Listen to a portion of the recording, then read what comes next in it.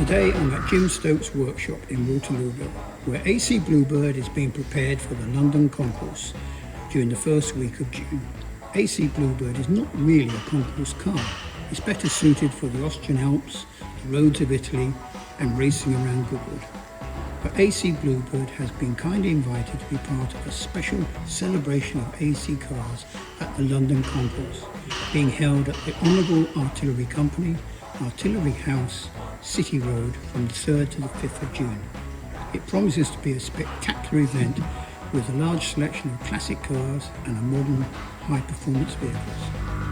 I'm a little nervous about the event as I've never done a concourse before, but the organisers have been brilliant and I really appreciate all their help. So, if you're in the London area, then come along and see AC Bluebird at the London Concourse.